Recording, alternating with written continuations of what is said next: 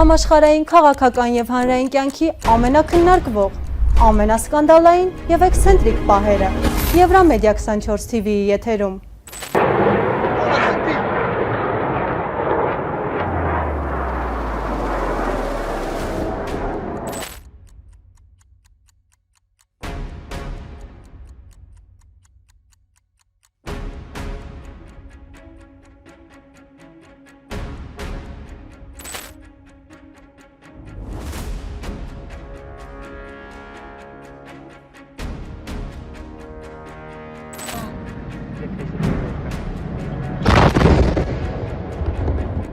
What's up?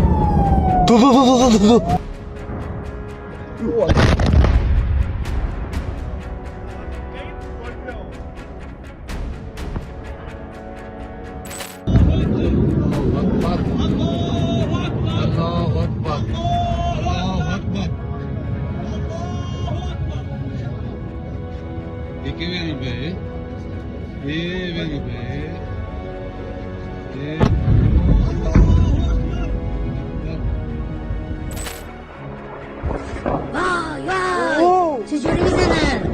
واو این همه اینا هاردورد میکنن یه دفعه میان میزنن درب و داغونشون میکنن و به خون و آتیششون میکشن واو حرف پیروزیشون مفته زورشون هم فقط به ضعیفا میرسه حیفه این همه پول که به جایی که سقف رفاه مردم بکنن اینجوری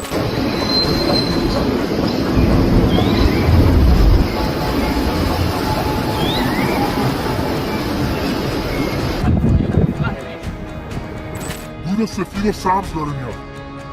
اینجا هم آبپاشا شروع کردن ولی دود سفید و سبز و بوی گرد آمونیاکی داره میاد. تنفسم سخت شده الان برام. اینم چیه؟ سگه دود سیاه گرفت.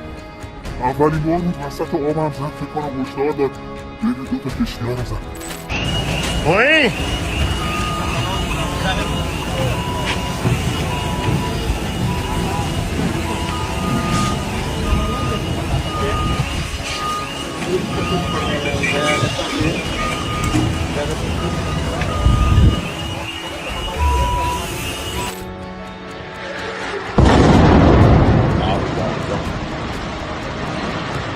Hadi amaç yoğun.